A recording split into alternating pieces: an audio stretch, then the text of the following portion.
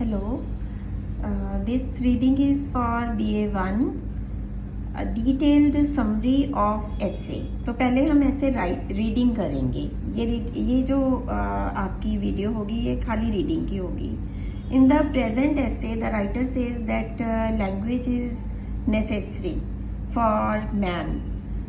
Language इंसान के लिए बहुत ज़रूरी है because we need it for our dreams and shaping our culture.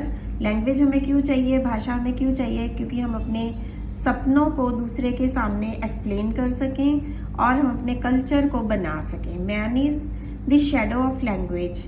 इंसान लैंग्वेज की एक शैडो होता है, परछाई होता है.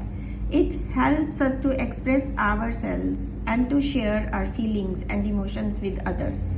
लैंग्वेज है तभी तो हम अपने आप को एक्सप्रेस कर सकते हैं, दूसरे के सामने व्यक्त कर सकते हैं, हम अपनी फीलिंग्स बता सकते हैं, हम अपनी इमोशंस बता सकते हैं दूसरों को. Man can never be defined fully if there is no language. अगर कोई लैंग्वेज ही नहीं होती तो इंसान की कोई परिभाषा ही नहीं होती. Man is the only creature who finds himself in a strange situation of being incomplete. इंसान सिर्फ एक ऐसा जीव है बाकी जीवों को छोड़कर जो इनकम्प्लीट है लैंग्वेज के बिना. So language is the most effective tool of self discovery और सेल्फ एनालिसिस. अगर आप अपने आप की खोज करना चाहते हैं, अपने बारे में जानना चाहते हैं, अपना एनालिसिस करना चाहते हैं तो लैंग्वेज बहुत ज़रूरी टूल है. Language is the invisible part of human body which gives him an inner sight, and the link between language and self-awareness puts man in a separate and unique category from all other living beings.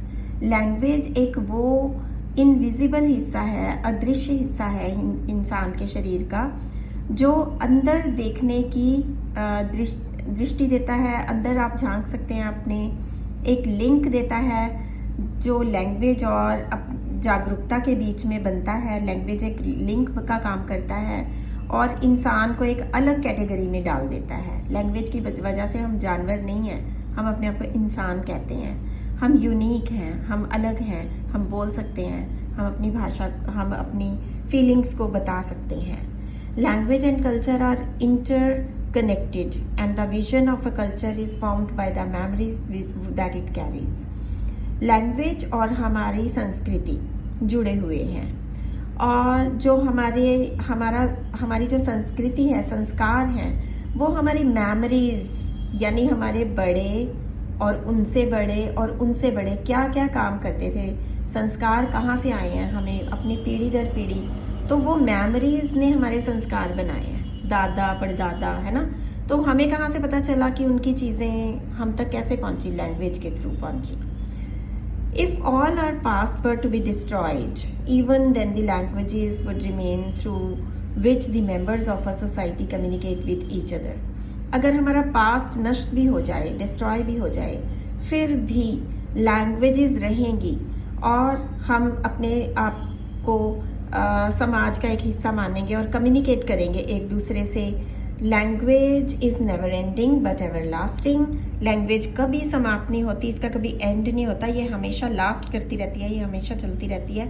No language as long as it is can therefore be dead language. कोई भी language कभी dead नहीं होती, वो चलती रहती है. As you all know that it is only through language that we are linked to the past. हम भाषा से ही अपने भूतकाल से जुड़ते हैं. Thus, the language plays a double role. It is the vehicle of communication as well as the carrier of culture. इस तरह से लैंग्वेज एक दोहरी भूमिका अदा करती है. ये वो गाड़ी है जिसमें कम्युनिकेशन चलता है यानी संचार चलता है और जिसमें कल्चर को उठाकर एक पीढ़ी से दूसरी पीढ़ी तक पहुंचाया जाता है. You must have observed that it is only through the language we come to know that this particular person belongs to some particular state. भाषा के द्वारा ही हमें ये समझ आता है कि ये इंसान किसी इस विशेष स्टेट से बिलोंग करता है. The relationship of man and language is deep rooted. मनुष्य की और भाषा की जो रिलेशनशिप है, जो रिश्ता है, वो बहुत गहरा है. There are numerous languages and the various races, groups, nationalities that are nurtured by their languages और बहुत सारी भाषाएं हैं, बहुत सारी प्रजातियां हैं। रेसिस का मतलब बहुत सारे किस्म के लोग होते हैं, ग्रुप्स होते हैं, राष्ट्रों के लोग होते हैं। Every language has its own history and A geography. Her language की अपनी हिस्ट्री है, हर लैंग्वेज की अपनी जियोग्राफी है। गंगा, सरस्वती, हिमालय, ओशन यानी समुंदर, स्पेस है ना, खाली जगह, ये सब लैंग्वेजेस से ही हमें समझ आते हैं और प्रोफाउंडली इन्फ्लुएंस आवर सेंसिबिलिटीज़। और ये हमारी सेंसिबिलिटीज़ को, सेंस ऑर्गन्स को इन्फ्लुएंस करते हैं, प्रभाव डालते हैं। प्रोफाउंडली मतलब very deeply. Indian languages are carriers of our legendary memories. भारतीय भाषाएं हमारी याद को आगे लेकर चलती हैं। Which at one time linked Indians to their deities. अगर हम पीछे जाएं अपने पास्ट में, तो हम अपने जो देवता हैं, देवी देवता, डेटीज, उनको लैंग्वेज से याद करते हैं। Lent a divine grace to their material existence. और हम उनकी एग्जिस्टेंस को, कोई देवी देवता इस दुनिया में होते हैं, ये भाषा द्वारा हम उनको ये ग्रेस प्रदान करते हैं। The meaning of the word Bharat was its essence a region surrounded by divinity। जब हमने शब्द सुना भारत, ये एक एसेंस था। एसेंस क्या होता है? जब किसी बहुत बड़ी चीज़ में से हम एक छोटी सी चीज़ उसको उसके अंदर वो सारी क्वालिटीज़, वो सारी खुशबुएं आ जाती हैं जो बड़ी चीज़ में थी, वो एसेंस होता है। तो एक क्षेत्र का, भगवान का एसेंस भाषा द्वारा हम प्रदान कर देते हैं। तो एक वर्ड भारत में ही वो सब आ गया। The reason why Bharat was called Devbhumi. Bharat को देवभूमि कहा जाता था। लैंड ऑफ गॉड्स, भगवानों की धरती। एंड संस्कृत वॉज देव भाषा। संस्कृत को देव भाषा माना जाता था। The language of gods was to underline the eternal and sacred relation between land and the language. भगवान की धरती, ये इससे हम इटर्नल, इटर्नल का मतलब होता है हमेशा के लिए। सेक्रेड, सेक्रेड का मतलब होता है प्योर, पवित्र, हमेशा के लिए और पवित्र रिश्ता बनाता है लैंड और लैंग्वेज में, भूमि और भाषा में। Language also played a vital role in national awakening in 19th century in India. Language से बहुत ही इम्पॉर्टेंट, वाइटल का मतलब है वेरी इम्पॉर्टेंट रोल बनता है राष्ट्रीय जागरूकता का 19वीं शताब्दी के भारत में। Novels of Bankim Babu, Shri Aurobindo philosophy, Gandhi's Hind Swaraj and Coomaraswamy's thoughts on art are the ample evidence of this. यानी कि अगर हम इनके नॉवेल्स पढ़ें ना, किताबें पढ़ें, किनके, बंकिम बाबू, बंकिम चंद्र चटर्जी, श्री औरोबिंदो फिलॉसफी, उनके दर्शन की किताबें पढ़ें, महात्मा गांधी के हाथ से लिखी हुई किताबें पढ़ें, हिंद स्वराज, कुमार स्वामी, इनके विचार अगर उनकी किताबों में पढ़ें तो हमें एम्पल मतलब बहुत सारा विस्तृत ज्ञान मिलता है, इसका विस्तृत प्रूफ भी मिलता है। No doubt India has diversity of cultures.